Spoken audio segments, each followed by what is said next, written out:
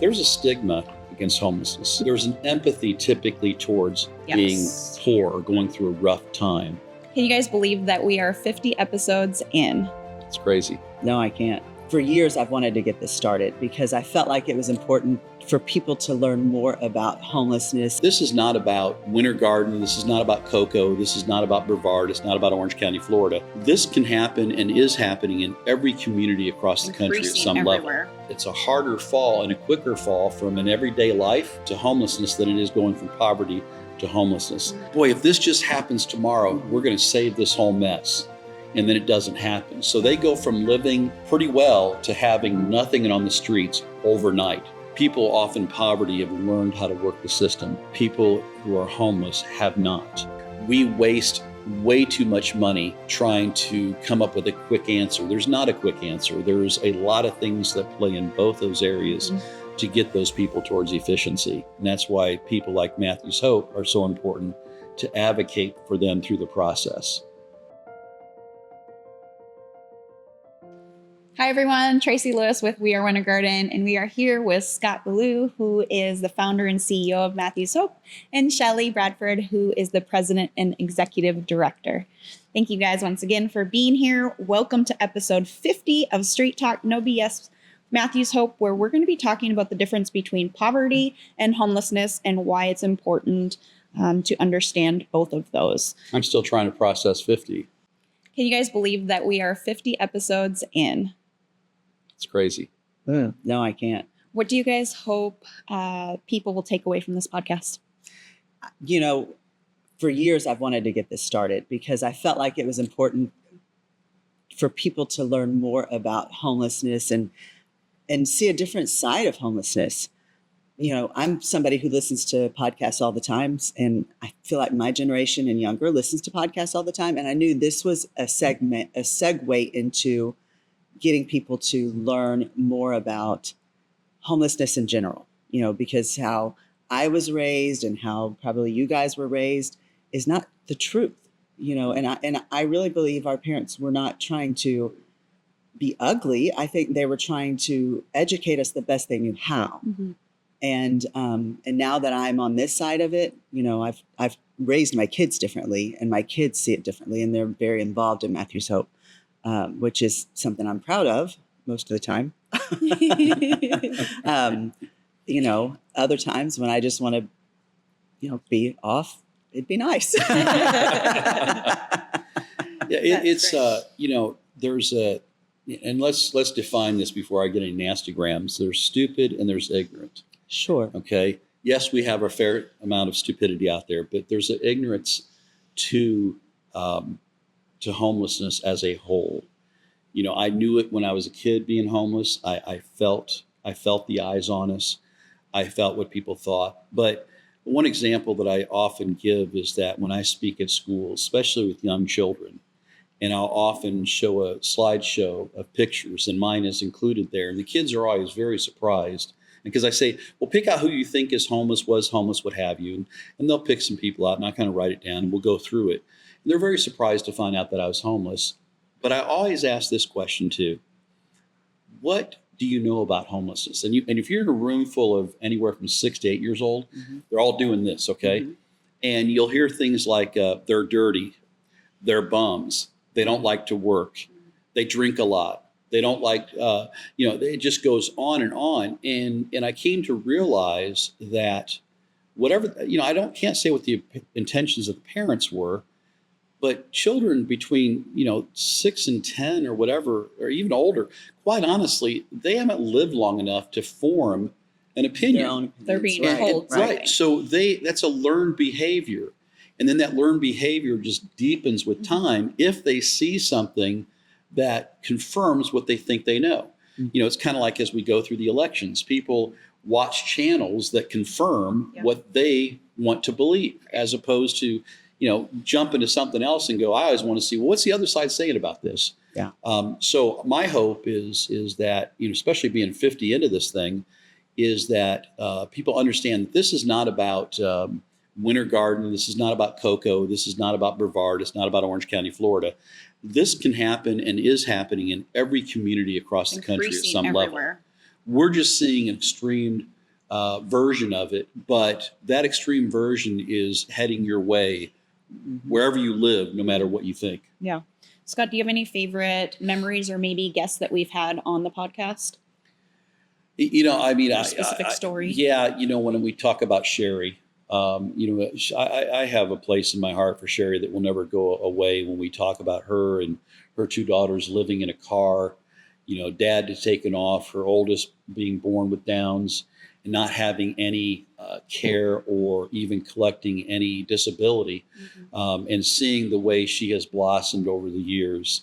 When you talk about Shannon and, coming out of heroin addiction, going through our program, not only graduating, but working her way through as an employee of Matthews Hope to where she's now the director of Orange County. That's what's huge. great about Shannon is she continues to learn. Even last night, she sent a text message because she jumped the gun on something, and she said, "Okay, I'm still working on this." Yeah. And so I love the fact that she doesn't feel like she's arrived. Mm-hmm. I really love that. And Sherry's the same. And Well, Shelley- it's funny that you say that, and I just real quickly is because I got a call today from Mark, with our media team, and Mark said, I got to tell you that you got some real rock stars, and he had mentioned something that Shannon got up early this morning and did that he needed, which again. He just said it was unbelievable. It's not only just well done, It's exactly what we needed, but the fact that she got up, she just learned she needed to do this and got up and got it done this morning. Mm-hmm. So that's really cool to see someone continue to blossom. So the story for those people and many more just continues. Definitely. And Shelley, what about you? Do you have any favorite memory or favorite guest or story that we've... Geez, there's so many. I mean, I hate it because I feel like we focus on Shannon a lot, but she's one of my favorites. She was a huge struggle for me at first because she just wanted to be done. And I was like, okay, but you got to slow down, girl, because you are going to make mistakes and you're going to end up back where you were. And she's learned to slow down a lot. So I love her. And, we've had Donnie on a recent episode. I just adore him. Yeah. To see where he was to where he is today. It's just, for me, it's just amazing. And for me, it's been just really eye-opening because I know we've talked and I've learned so much from you, Scott, and now Shelley, since I've known you for a couple of years. But really, it's not the stigma of an alcoholic or a drug addict that maybe had come after they were homeless, or it could happen really, really to anyone. We're just a paycheck away, or we're just a ER visit away from not being able to make our next mortgage or rent. So I feel like we all need to be a little more open-minded, and I love that this podcast is bringing out the truth. And then there's no BS. Like we're talking about it all. Well, you just touched on something that I don't want to let go by, because we were invited to participate in a group called Mamanon a couple of weeks ago, and it was all moms that had lost a child or currently had a child in addiction, and almost every single one of them talked about the demons, if you will, that their children had that they just couldn't get addressed, and so the kids self-medicated, and all of them had died from a fentanyl overdose, except one. He actually did an OD, and we're really separating those two. A fentanyl overdose is a poisoning. Someone put something in that they knew was going to kill you if you took enough of it. And it doesn't take but about a size of salt, one single salt grain to kill someone. And so the one young man, he was 25, he thought he got something else, had fentanyl, killed him on his first try. But it was very interesting to see that the ones that had been in homelessness, that this was a byproduct of them becoming homeless. It was not a cause of their homelessness. So, and that's something we try to talk about a lot. Yeah, and we'll dive into that more later. So according to the U.S. Census Bureau, Florida's 21.5 million residents, about 12.7% live in poverty. That is more than 2.7 million Floridians. In comparison, there are an estimated 31,462 individuals experiencing homelessness right here in Florida. Scott, what are some differences between being poor and being homeless? Well, first off, I think those numbers are off by quite a bit, especially I can say the homeless numbers are off because there's just not, it's almost impossible to get a true count during the point in time count because the way it's done. There's not a home to go, a There's not- neighborhood yeah. to knock on doors. Exactly. You just don't say, hey, can you do this census with us? There's a huge difference that I think people don't recognize. There are a lot of things available to the homeless, or not available to the homeless, that are available to people who are in poverty. Okay. What's interesting is we see a lot of food banks, and they say, we're serving the homeless and poverty. Well, you can't really serve the two of them the same. Somebody pulling up in a car and getting a box full of food, unless you have some place to take that, there's no place to go. And that's all well and fine for someone who's experienced poverty. Though I would argue that I would think that each of those organizations should do a bit more of qualifying of folks. Mm-hmm. Sometimes people are afraid that they're going, it's embarrassing for somebody. No, it's worse when we're wasting money for people who are taking advantage of the system. People often in poverty have learned how to work the system. People who are homeless have not, and often due to whether it's mental illness or lack of a phone, lack of pick something, they don't get access to a lot of this stuff or learn how to go through it. And that's why people like Matthew's Hope are so important to advocate for them through the process. And I feel like the living situation, right? Because I've been in poverty before. I maybe am now. I don't even know. Yeah. It's just crazy how Most of us how probably live expensive close to things it. are. Yeah. But I had running water. I had a bed. I had air conditioning. Even though I didn't have a lot of money, so I was in poverty. Whereas a homeless person, they don't have AC to go home to and rest. They can't wake up and go to sleep and brush their teeth. So I feel like that's a huge difference too of their living condition. Shelley, how does society treat people in poverty different than people from experiencing homelessness? A lot of times it's hard, just like you said, maybe you're in poverty. It's hard to tell the difference. It's hard to, I can look at you and say, you're fine, but then there may be somebody else who's driving a car that is on a donut. Yeah. And are they in poverty? It's hard to tell. It's hard to tell the difference. And, and I really think, what we were talking about just a minute ago is we don't a lot of times take the time to differentiate. So many people just want to feel good about helping people. And I don't think that they realize that they're perpetuating the problem more than they're helping. And I don't think I answered your question, but hey. No, I think it's fair to say. I think it's very fair to say. I think a couple things too is one, there's a stigma against homelessness. There's an empathy typically towards being poor or going through a rough time. And I think that's one of the things I really noticed because I grew up in a family that didn't have much. We were poor. We lived in a poor neighborhood. I knew we were poor. I was the minority. I knew exactly what was going on. When we became homeless, the eyes were upon us like never before. And more judgy, and people were looking for a reason. Oh, did my mom bring it on to herself? She shouldn't have gotten married at 18. She got pregnant. She did this. She did all these horrible things that brought this on to her. My little brother, I've shared in past episodes, he was born with 3 holes in his heart. Like you could plan on that. 3 open heart surgery time he's 1. So a lot of things come into play that people don't know. And I'm just going to mention, because you mentioned a vehicle. Used to bother me sometimes when I would see a nice vehicle drive up for help.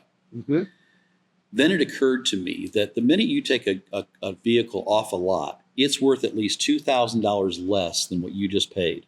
So you're upside down immediately. Now you've had that for a couple of years. You've lost everything else. And people say, well, why don't they sell the Range Rover? Well, they're not selling the Range Rover because that is now their home. And because they're so upside down, they can't sell it without owing money on it. And so I've really, even personally, having grown up with nothing and then becoming homeless, I've learned to really look at that a lot closer to that. Now, I'll also say that I believe it's a harder fall and a quicker fall from an everyday life that people are enjoying to homelessness than it is going from poverty to homelessness. Poverty, people have learned how to get by day to day. what happens often is people, a lot of times due to pride, especially with men, they just, boy, if this just happens tomorrow, we're going to save this whole mess. And then it doesn't happen. So they go from living pretty well to having nothing and on the streets overnight. Okay. Where in poverty, it's more of a gradual thing. And a lot of times we have generations that have survived in poverty. Because they've learned that's what they were taught, that's what they were learned. So people really need to step back and look at this and say, when people say, well, we serve those in poverty and homelessness, I don't know how you do both of those effectively, because they're both very different. I'm seeing a very big difference of it. What types of benefits are available for those living in poverty that may not be able to apply to those experiencing homelessness? Wow, that's a tough one, really. I mean, job placement is probably easier for somebody that's in poverty because they probably haven't lost their license or any kind of ID yet. They can still take showers, Place to rest, go home and rejuvenate. an address. An address, absolutely. Where somebody who's homeless, it's harder for that. Every time they get incarcerated, they lose their identities. It's not that they lose it, it just gets taken away from them, and then they have to go through the process all over again. So it's almost like we're keeping this cycle going for a homeless person where, somebody in poverty could maybe get out of it eventually, or get above that line. And you see people, you touched on it a little bit, Shelley, you talk about people being incarcerated. I read all the time because keep the questions coming. All I ask is that people don't make it personal and don't be belligerent. But I encourage the question because I will just block people eventually when they just want to make it personal and things like that. But I want the hard questions. But one thing that we see right now is that we see people. Well, most of them have criminal records. Most do not have criminal records, and most of them that do have criminal records, look closely at that record. Right. It's for trespassing over and over and over again, which it's almost impossible to go anywhere right now without being trespassed. Here in Florida, it goes October 1st, it goes into effect. You can't sleep outside. It's illegal to sleep outside. So what happens now is they become what's considered habitual offender. Okay, nobody looks, well, what is the habitual offense? Right, where is that? I don't believe any crime is petty. Crime is crime. However, most of their crimes are petty. They are running off with your air conditioning unit. How are they going to do that on foot or on their bike? Okay, what they are doing is possibly we watched a guy get arrested the other day for shoplifting diapers for his child. I've seen that happen so many times. And again, not that it's okay that he shoplifted, but the other side of it is why he did it explains a lot. I will also say, as far as getting benefits go, it takes a lot of work to get these benefits. You've got to be able to have transportation to get to the places, to sit in line sometimes for hours. You have to be able to sit on the phones often for hours before anybody even picks up. And then what happens is you're about partway through it. And they said, well, did you bring this, or this? And you're going, well, how was I supposed to know to bring that? Right. And then you have to start all over. I mean, and they start over. To me, just in a general life, when I had to, go get my ID with the star on it. I went back to the DMV 4 times. And you have a car to get there. I have a car to get there, and it was just a frustration. So are there any government programs directed at poverty that don't really help the homeless? Is there anything specific? Oh, I think there's a lot of them. I think personally, I feel like there's a lot of programs that are out there that perpetuate poverty in a strong way that sometimes will make people fall off into homelessness. But I think it uses, more importantly, it wastes a lot of resources that could be used to actually get people to become independent and self-sufficient. I do believe that's true in poverty as well as in homelessness. We waste way too much money trying to make people feel good, trying to come up with a quick answer. There's not a quick answer. There's a lot of things that play in both those areas to get those people towards efficiency. We now have things that were programs when I was a kid. Food stamps was supposed to be a bridge from point A to point B until you went back to work and that type of thing. It was limited. You have to qualify, do all these different things. Now there's people who have been on food stamps for generations. That makes no sense to me. Right. Now, it also means we need to look how things are happening in our country that make things so impossible to afford. But I'll leave that to all the Republicans, Democrats to fight about on whose fault it is. Right. Let me just say this very clearly. This has been going on for a very long time. You can't blame it on either side because neither side has addressed these issues for It's not on decades. the top of their list. So Yeah. I'm thinking back when, my family was on, assistance, and it was always, where do you live? Where do you live? So if they don't have a home or an address, are they not getting help because they don't have an address? Yep. That's often true. Yep. Which is why we let them use our address. Okay. To help them take that. But here, step I'll give you forward. another example. A lot of our folks, this has come up recently, a lot of our folks will give blood or plasma because they can get paid for that. Mhm. They have to be drug tested. They go through all these tests.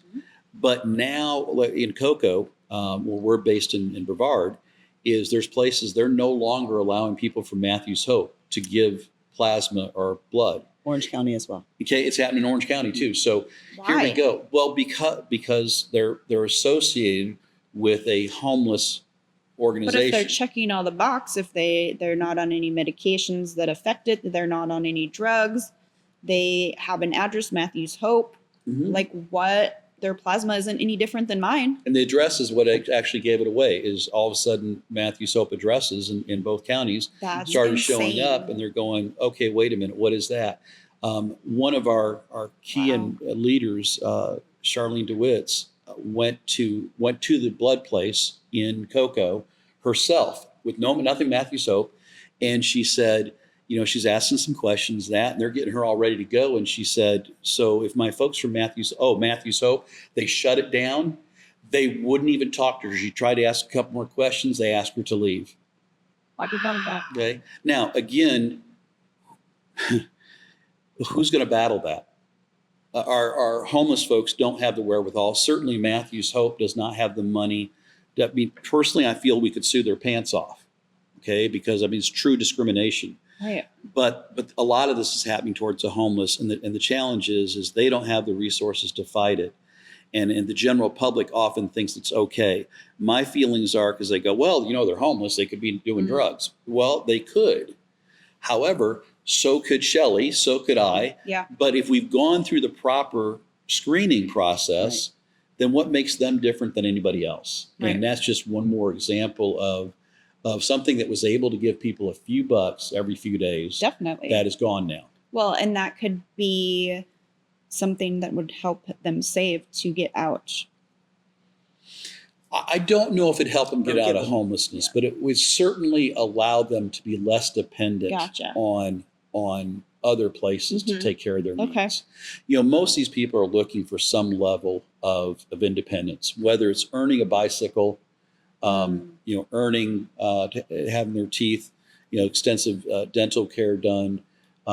There's a lot of pleasure and we just had it happen yesterday. 2 guys that earned brand new bicycles, and they were so proud of themselves. And the one said, I've had places give me used bicycles before, but this was very cool that I was able to buy my own bike That's great. with through my own efforts. Right. Right. It's dignity. Dignity. Big word. So it may be easy to slip from poverty to homelessness, but how much more difficult is it to climb back up?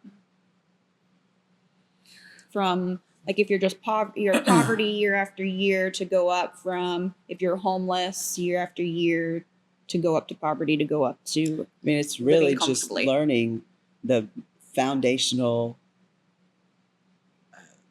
roots of how to run and manage your life. We've said it many times. Just putting me in a home doesn't make me home with a home. I'm still going to have a homeless mindset, and until that homeless mindset is changed and you're taught the proper tools, you're going to stay in that same cycle. And you guys do that through a program, correct? Can you We talk do. a little bit about that? So we actually have a financial person on staff that helps them, who, as we were speaking about Shannon earlier, Shannon talks about all the time how she helped her learn how to save money and want versus need. And, and I've had to, you and I both have had to sit there and go, okay, do I need these shoes or do I want these shoes? And Right. it's a smaller line for me than it would be for a homeless person. But learning the tools to make you successful, learning how to take care of a lawn, learning how to clean a house, learning, how to food shop. That is all stuff that if you have lived on the streets, you don't know how to food shop, to shop for groceries that would stay in a refrigerator. Right. Or how to cook those items every day and then save them for the next day. It's just learning the basic stuff that is common for you and I a lot of times that is not for our guests. And a lot of times these people had these skill sets, but when the wheels fell off, it's like a magic eraser came through. One thing that we do too, and we're doing more regularly, is just the other day is our lead advocate took a number of our guests to the store. First, they introduced them to Aldi's because they could spread their money further. Then they went through and they learned how to read the labels for nutrition. They learned how to purchase. They learned how to read the labels to tell how much they're paying per ounce. They're learning all these things that a lot of times actually nobody in the general public really knows unless somebody sits down and walks you through it. Okay. So they're learning a lot of basic skills so they can change their whole mindset to become independent. But, part of your question was about coming out of those two areas. In poverty, you still have somewhat of a base to work from.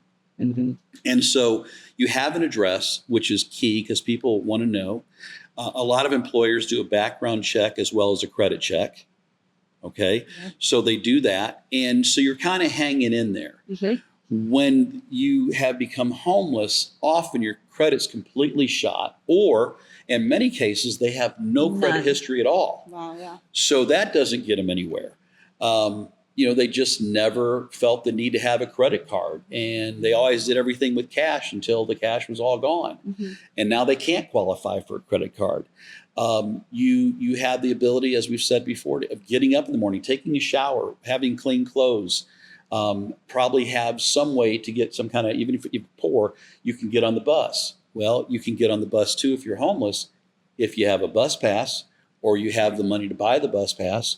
And so they really are two different things. And I think that when you look at homelessness, and we look, I call it low-hanging fruit.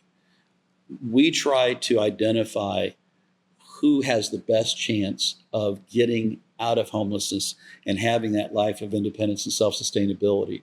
So the example would be if I see you, Tracy, and you've been on the street as a single mom for 6 months, and Shelley's been out there 5 years.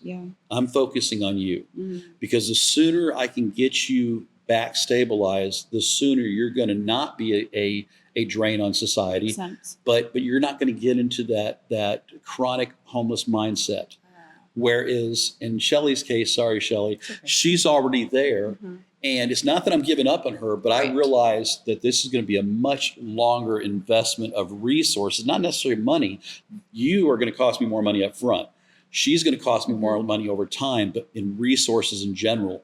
So we're constantly trying to see what's in their toolbox. What do they have that we can start with? And then what other tools do we need to put in that toolbox to allow them to be successful? Scott, what I'm really hearing with you guys, when I think that everybody that's watching and listening, that this is amazing and important for them to understand, is your organization, Matthew's Hope, is helping those who've been out there who are intense or who, they really don't want to take the steps to move forward, but they still need that love and that help and those jeans. Just like last episode, we talked to Donnie, he just wanted a pair of jeans. Look at him now. You guys are helping them, but then those who are willing or those who have just become homeless, you're giving them the tools. So I feel like your organization is so different from other organizations where they're like, oh, here's a bed, here's food, here you go on your way. Not saying anything bad about them, but I think it's important that people understand who you guys are and what you really are doing. Well, and the fact that we've identified the various levels of homelessness and types of homelessness. It really is peeling the onion back and learning the individual and not be treating the symptoms, but not understanding the cause with that individual. With, you mentioned the one being out there, a pair of jeans was going to make him happy. That's the first step in taking them to renewed dignity that this other person is a lot closer to, and we can get her going really quick. So it really is patience with people, not taking it personal when they get angry at you, because that does It happen. does happen, I bet. absolutely. But a lot of it, again, it's our human nature. And I tell people all the time, they have to embrace their homelessness. That sounds terrible just to say, Right. but I tell them, you got to embrace where you're at, because until you can embrace where you're at, there's not much we can do to help correct where you want to go. Right. Well, thank you guys. On the next episode, we're going to explore some of the surprising costs of being homeless, from the lack of refrigeration to needing to pay to charge your phone. And there are other many little things that most of us really probably take for granted on a daily life. So thank you all for watching and listening. Please like, subscribe, share with anybody. Go to the Matthews Hope website to see how you can get involved. Thanks, friends. Check out our Facebook. Ask Yes. questions. Ask the hard questions. There's nothing you can ask us that we're not willing to tackle. Yes, we definitely will go through them. Okay, on the back to you, podcast. Tracy. That was great. All right. See you guys next episode.